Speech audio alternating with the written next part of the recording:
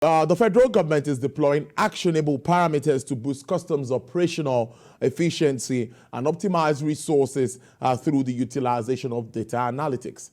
Vice President Senator Shettima stated this at the Customs Controllers General Conference in Lagos. If Naya Eze was there, we'll bring you that report as we continue the program.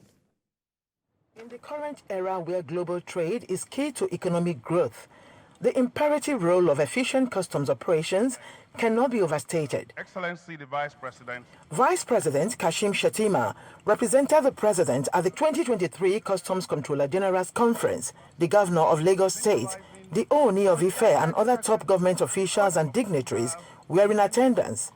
They collectively acknowledged that in the context of global trade as an economic cornerstone, the significance of efficient customs operations cannot be overstressed.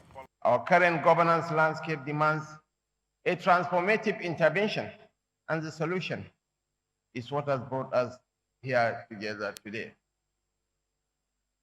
There is no doubt that the chiming of this clock of modernity is inviting us to take action. It is inviting us to adopt evidence-based processes and innovative strategies to align policies with the objectives of this administration. The Nigerian Custom had recognized its role in modern-day technology, its role at ensuring that technology is a strong driver that can be an enabler for them to be able to innovate and develop capacity and capability that will take the service to an enviable position. The 2023 Customs Controller General's Conference, occurring 12 years after the last one, is placing a paramount focus on employing data analytic tools to ensure the security and efficiency of customs operations. In a time dominated by information and digital advancements, the significance of data analytics in customs operations cannot be overstated. This theme places a spotlight on the indispensable role of technology in trade facilitation, ensuring that our discussions transcend mere theory, rooting themselves firmly in actionable insights. Data is the eye of anything we do. Without data, you won't be able to plan. And I want to thank you for what you're doing and how you are motivating the entire officers of customs, how you are infusing great and innovative ideas into what you are doing. This strategic approach allows customs authorities to anticipate trends and plan effectively in the ever-evolving landscape of global trade. Ifunanya Eze, TVC News, Lagos. While the ongoing shake-up across ministries, departments, and agencies hit the aviation sector on Wednesday night as the heads of agencies under the ministry were removed.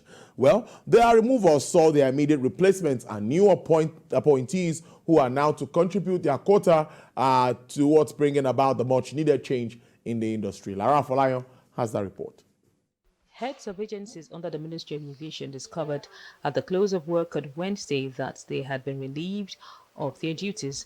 Their dismissal announcement, which introduced their substitutes, also emphasized that activities of the suspended Director General of the Nigeria Civil Aviation Authority would be investigated by the Economic and Financial Crimes Commission, EFCC. Less than 24 hours after that story broke, a press release from the Aviation Ministry made known that all directors of the affected agencies had also been dismissed. The shake-up in the aviation sector comes shortly after one of the carriers saw its wet-leased aircraft prevented from operating after its Abuja-bound passengers were erroneously taken to Asaba. The developments, which followed previous incidents, once again raised concerns about safety in the industry. The aviation minister held meetings with the heads of agencies in the wake of that incident and came up with certain measures which included better professionalism from operators alongside compensation of passengers when actions of the airlines violate consumer rights, amid several others. Henceforth, all wet leases coming into Nigeria, you must have a Nigerian pilot seated at least on the jump seats. If it's not the two pilots, the jump seats must be seated there with the foreign pilots.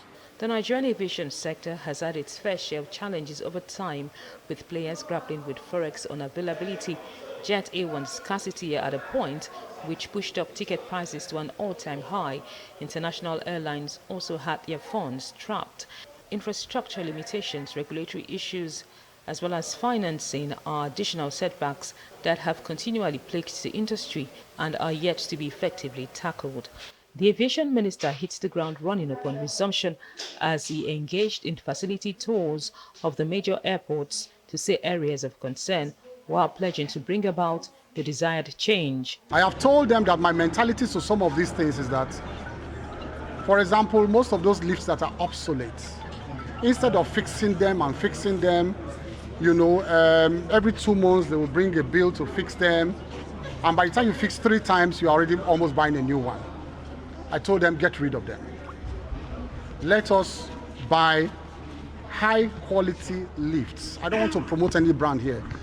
The removal of the heads of agencies under the aviation ministry is a major reform in the industry, and all eyes are now on the new appointees to ensure that there's better aviation safety and that air passengers get better value for money, amongst other benefits.